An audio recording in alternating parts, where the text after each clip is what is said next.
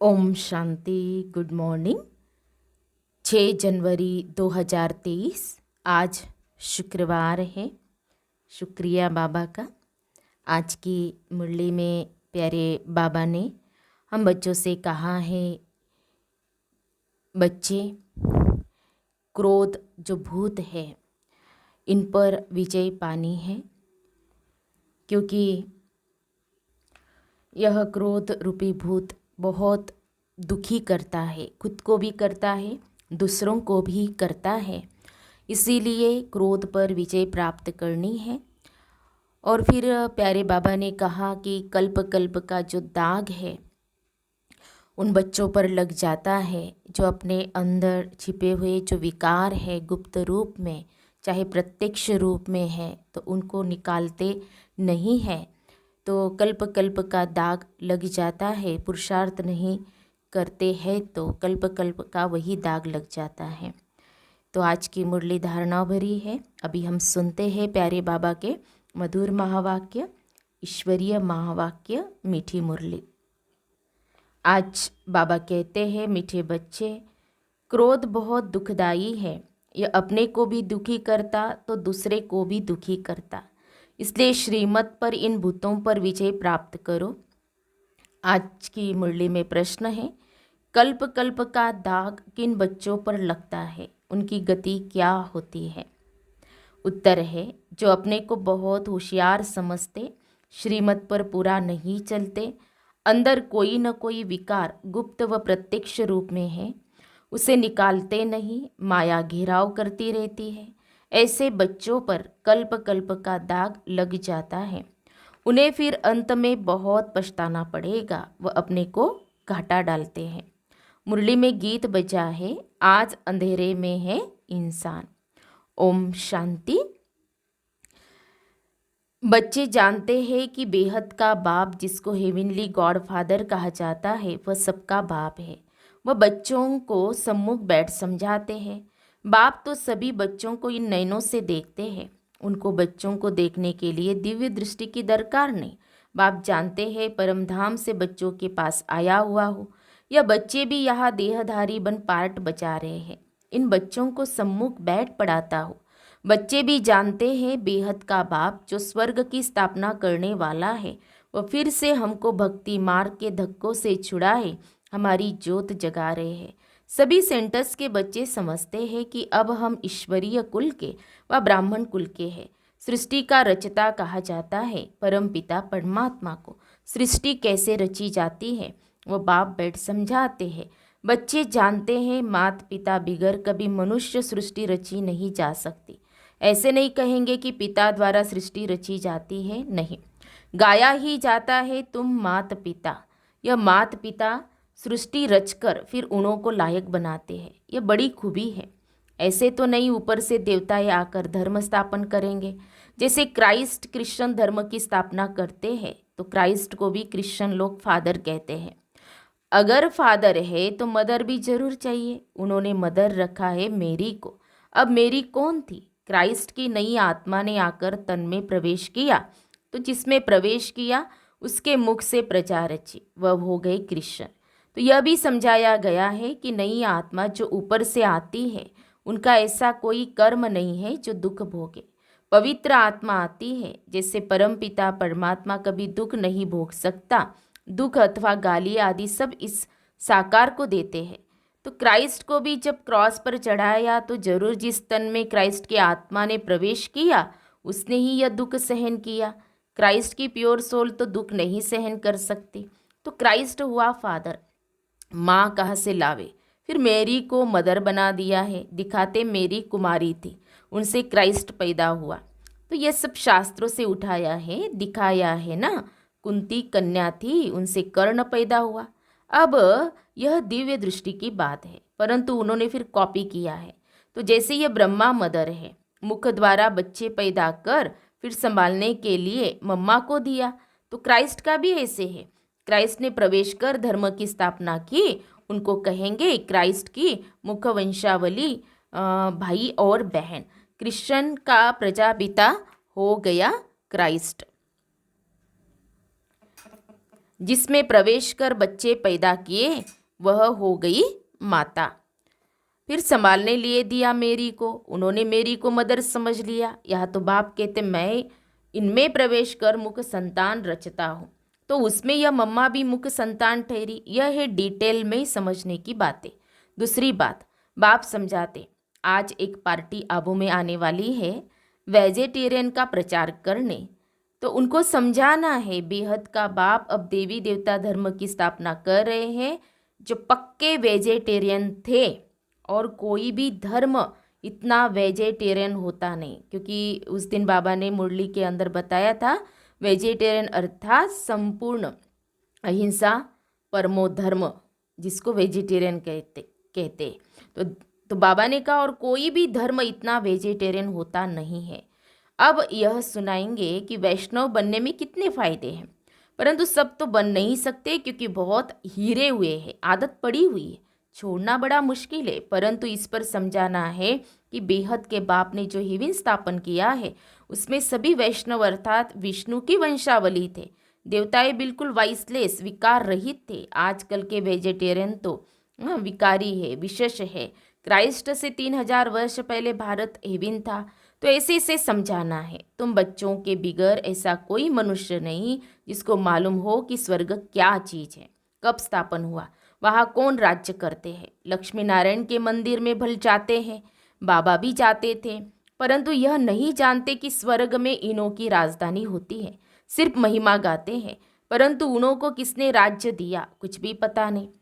अब तक बहुत मंदिर बनाते हैं क्योंकि समझते हैं लक्ष्मी ने धन दिया है, इसलिए दीपमाला पर व्यापारी लोग लक्ष्मी की पूजा करते हैं। इन मंदिर बनाने वालों को भी समझाना चाहिए। जैसे फॉरेनर्स आते हैं तो उनको भारत की महिमा बतानी चाहिए कि क्राइस्ट से 3000 वर्ष पहले भारत ऐसा वेजिटेरियन था, ऐसा कोई हो नहीं सकता। उनमें बहुत ताकत थी, गॉड गॉडेज का राज्य कहा जाता है। अब वही राज्य फिर से स्थापन हो रहा है, यह वही समय है। शंकर द्वारा विनाश भी गाया हुआ है, फिर विष्णु का राज्य होगा। तो बाप द्वारा स्वर्ग का वर्षा लेना हो तो आकर ले सकते हो।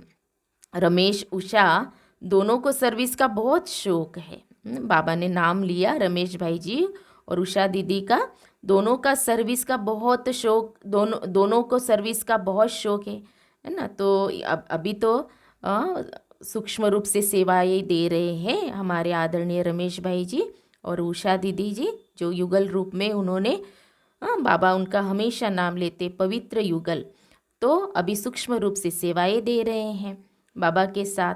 तो ये वंडरफुल जोड़ा बहुत सर्विसेबल है। देखो नए नए आते हैं तो पुरानों से भी तीखे चले जाते। बाबा युक्तियाँ बहुत बताते, परंतु कोई न कोई विकार का नशा है तो माया उछलने नहीं देती। कोई में काम का थोड़ा अंश है, क्रोध तो बहुतों में है, परिपूर्ण कोई बना नहीं है, बन रहे हैं। माया भी अंदर काटती रहती है। जब से रावण राज्य आरंभ हुआ है तब से इन चूहों ने कुतरना काटना शुरू किया है। अब तो भारत बिल्कुल ही कंगाल हो गया है, माया ने सबको पत्थर बुद्धि बना दिया है। अच्छे अच्छे बच्चों को भी माया ऐसे घेरती है जो उन्हों को पता नहीं पड़ता कि हमारा कदम पीछे कैसे जा रहा है। फिर संजीवनी बूटी सुंगाकर होश में लाते हैं। क्रोध भी दुखदाई है, अपने को भी दुखी करता, दूसरों को भी दुखी करता है। कोई में गुप्त है, कोई में प्रत्यक्ष है।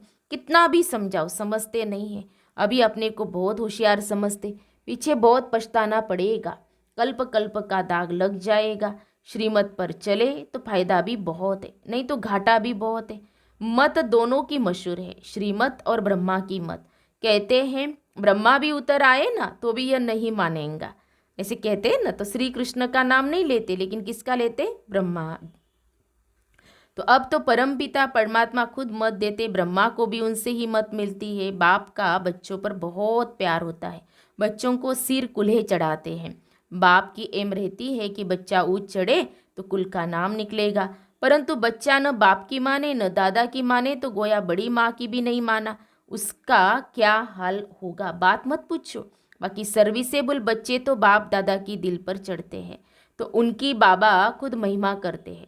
तो उन्हों को समझाना है कि इसी भारत में विष्णु के घराने का राज्य था जो फिर स्थापन हो रहा है। अब बाबा फिर उसी भारत को विष्णुपुरी बना रहे हैं। तुमको बहुत नशा होना चाहिए वह लोग तो मुफ्त अपना नाम निकालने के लिए माथा मार रहे। खर्चा तो गवर्नमेंट से मिल जाता है, सन्यासियों को तो बहुत पैसे मिलते हैं। अभी भी कहते भारत का प्राचीन युग सिखलाने जाते हैं तो झट पैसे देंगे। बाबा को तो किसी के पैसे की दरकार नहीं, ये खुद सारी दुनिया को मदद करने वाला भोला भंडारी है। मदद मिलती है बच्चों की, हिम्मत बच्चे मदद बाप। जब कोई बाहर से आते हैं तो हिरे हुए हैं, समझते हैं आश्रम है कुछ देवे, परंतु तुमको बोलना है क्यों देते हो। ज्ञान तो कुछ सुना नहीं है, कुछ पता नहीं। हम बीज बोते हैं, स्वर्ग में फल मिलना है। यह पता भी तब हो जब ज्ञान सुने। ऐसे आने वाले करोड़ों आएंगे। यह अच्छा है जो बाबा गुप्त रूप में आया है। श्री कृष्ण के रूप में आता तो रेती मुआफिक इकट्ठे हो जाते, एकदम चटक पड़ते, कोई घर में बैठ न सके। तुम ईश्वरीय संतान हो, यह भूलो मत। बाप की तो दिल में रहता है कि बच्चे पूरा वर्षा लेवे।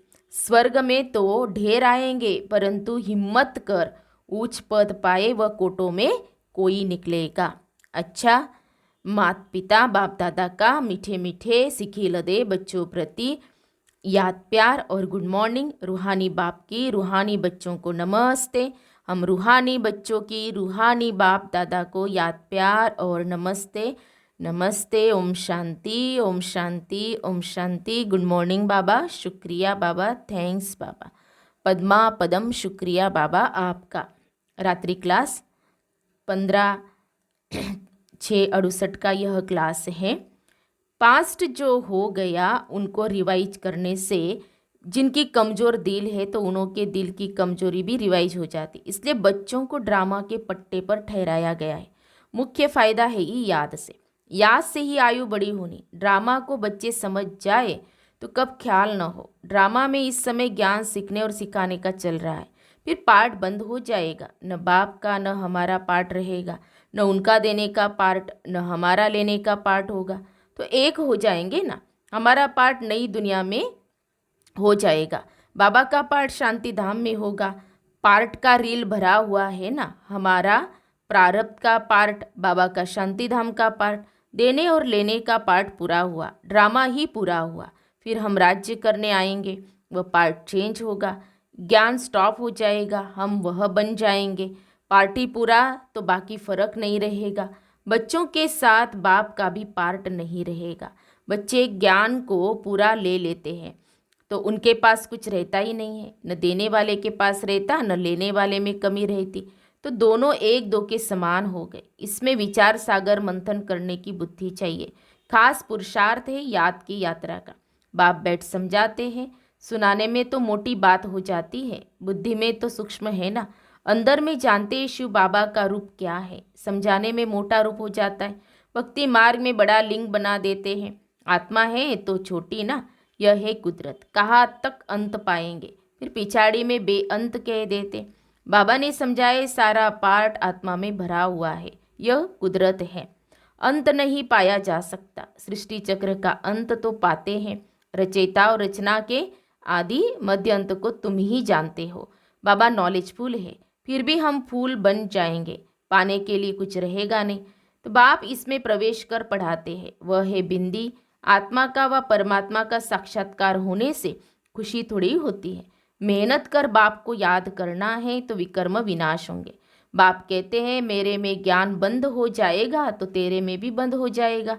नॉलेज ले ऊंच बन जाते हैं, सभी कुछ ले लेते हैं, फिर भी बाप तो बाप है ना। तुम आत्मा ही रहेंगे, बाप होकर तो नहीं रहेंगे। ये तो ज्ञान है, बाप बाप है, बच्चे बच्चे हैं। ये सभी विचार सागर मंथन कर डीप में जाने की बातें हैं। यह भी जानते हैं जाना तो सभी को है, सभी चले जाने वाले हैं, बाकी आत्मा जाकर रहेगी। सारी दुनिया ही खत्म होनी है, इसमें निडर रहना होता है, पुरुषार्थ करना है निडर हो रहने का।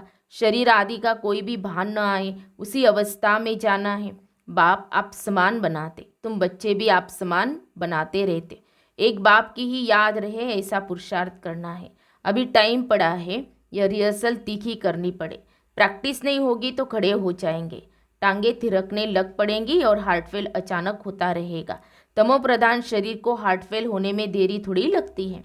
जितना अशरीरी होते जाएंगे, बाप को याद करते रहेंगे तो नज़दीक आते जाएंगे। योग वाले ही निडर रहेंगे। योग से शक्ति मिलती है, ज्ञान से धन मिलता है। बच्चों को चाहिए शक्ति, तो शक्ति पाने के लिए बाप को याद करते रहो। बाबा है अविनाशी सर्जन, वह कब पेशेंट बन न सके। अभी बाप कहते तुम अपनी अविनाशी दवाई करते रहो। हम ऐसी संजीवनी बूटी देते हैं जो कब कोई बीमार न पड़े। सिर्फ पतित पावन बाप को याद करते रहो तो पावन बन जाएंगे।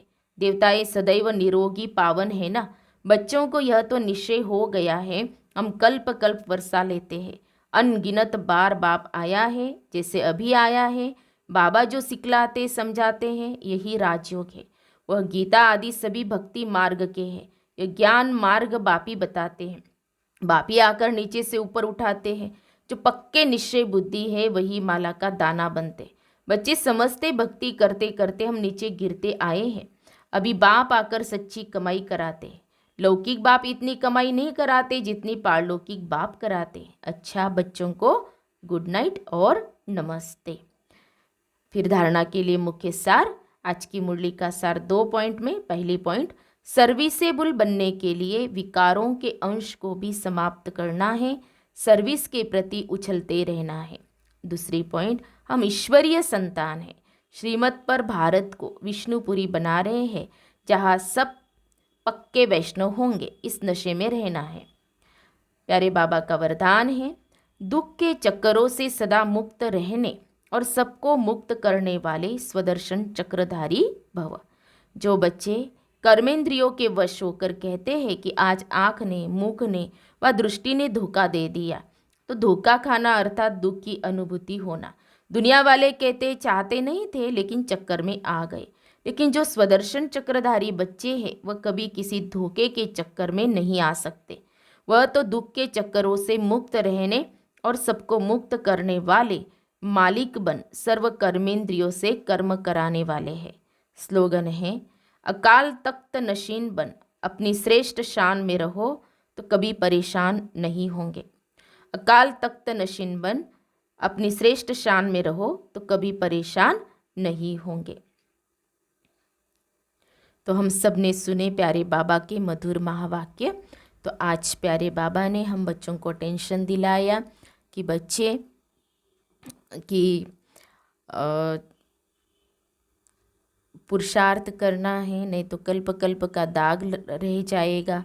तो अपने अंदर छिपे हुए जो विकार है, चाहे गुप्त रूप में है, प्रत्यक्ष रूप में है, हमें चेकिंग करनी है और उनको निकालना है।